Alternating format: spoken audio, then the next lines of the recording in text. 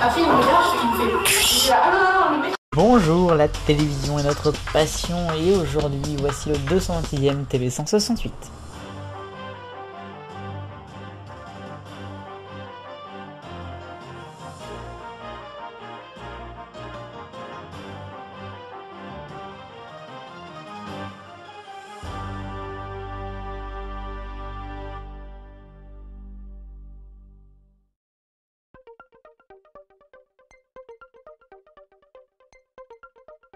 À la une du TV 168, M-2.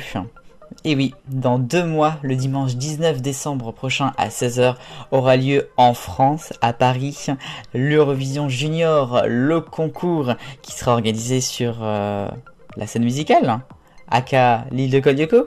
Et on a eu cette semaine des images du décor qui est juste époustouflant de cette scène. À noter qu'il a été un peu réalisé, je crois, avec Miguel Hernando, quelqu'un qui fait pas mal de studios télé.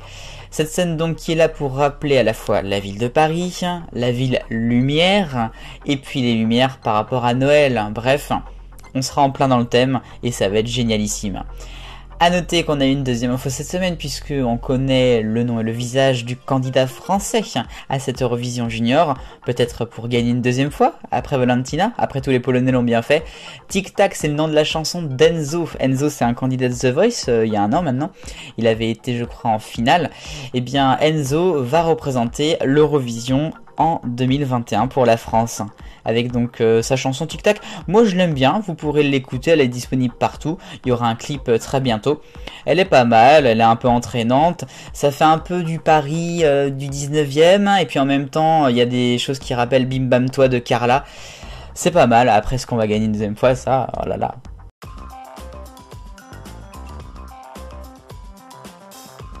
Le rayon actu, et on commence avec un rayon France Info. Le journaliste politique Gilles Bornstein, qui est pas mal présent à l'antenne, sera peut-être écarté d'ici quelques temps, en tout cas provisoirement. C'est suite à ses propos sur Éric Zemmour en disant qu'il ne serait pas invité à France Télévisions avant de se reprendre, pas avant qu'il soit candidat, enfin bref. En tout cas on sent bien qu'il ne l'aime pas et la direction n'a pas forcément aimé ses sorties et donc il y aura peut-être une sanction pendant quelques jours à son égard. L'épisode 10895 des droits TV de football maintenant. Mais attention, c'est une bonne nouvelle pour l'émission Téléfoot, l'émission, pas la chaîne, qui va pouvoir de nouveau proposer des images de Ligue 1 dans le programme suite à une sous-licence qu'ils ont eue auprès d'Amazon. Donc ça, c'est une bonne nouvelle. Sinon, c'est toujours la galère avec les droits notamment pour les matchs de l'équipe de France ou encore l'Euro 2024-2028 avec l'UEFA qui a lancé lundi un deuxième tour parce qu'il n'y avait pas eu des offres assez grosses. C'est plutôt compliqué. Et puis Monsieur Georges Pernou qui nous a quittés en début d'année au mois de janvier, le présentateur inoubliable de Thalassa sur France 3, eh bien il va y avoir une rue à son nom au Sables d'Olonne. Les Sables bien sûr c'est là où il y a le Vendée Globe et c'est une ville très célèbre pour la mer. Il va donc avoir une rue à son nom dans la ville et ça moi je trouve ça génial. Maintenant c'est à votre tour Saint-Malo.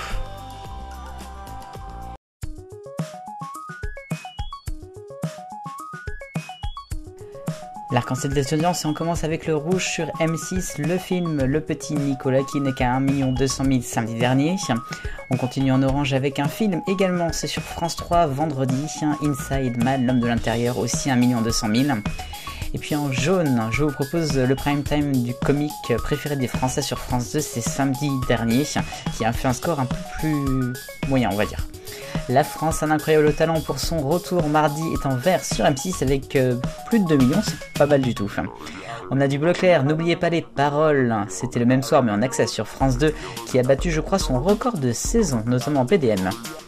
En bleu foncé, L'amour est dans le pré lundi soir sur M6 en prime, c'est un très bon score, 4 millions, belle hausse par rapport à la semaine précédente.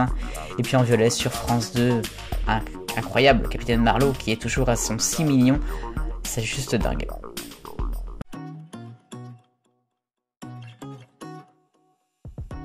Focus passion habillage avec un nouveau look pour la BBC mis à l'antenne en début de semaine. Vous voyez ici un fond de bande-annonce pour BBC One.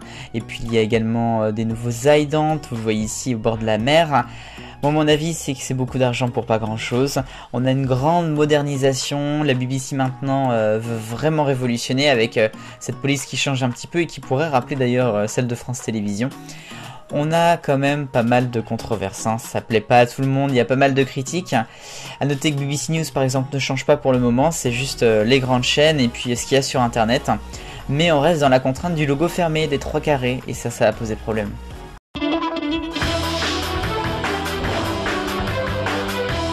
Un petit point pas facile à faire car la télévision est parfois un monde cruel, alors qu'on pensait à un apaisement dans les équipes de Télématin après la nouvelle formule présentée du lundi au jeudi par Thomas Soto et Julia Vignali et du vendredi au dimanche par Damien Thévenot et Maya Lequet. En fait c'est tout autre. Il y a toujours ce projet de mettre toutes les personnes qui travaillent pour l'émission dans la production France TV Studio, alors qu'avant ils étaient un petit peu extérieurs. Ça plaît pas à tout le monde, pour sûrement des raisons qui sont viables. Malheureusement, il y a une journaliste qui a essayé de se suicider à cause de ça, il y a quelques jours. C'est pour ça que j'en fais mon point, parce que je trouve ça juste horrible. Alors en réaction, Delphine Arnault et la direction ont décidé d'arrêter ce plan obligatoire et de proposer uniquement sur la base du volontariat de rejoindre France TV Studio. Je tiens à dire également que les personnes qui travaillent pour déchiffrer des lettres le jeu sont aussi touchées par la même chose, sachant que le jeu a fêté ses 50 ans en janvier.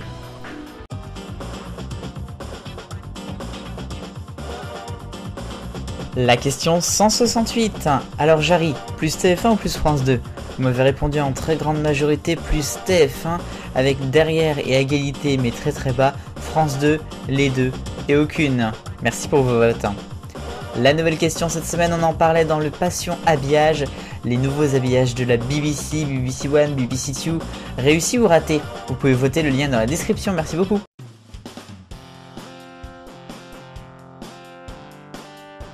L'agenda de la télé pour les jours à venir et on commence avec, n'oubliez pas les paroles sur France 2, à partir de mardi ce seront les Masters 2021 de l'émission bien évidemment présentée par Nagui.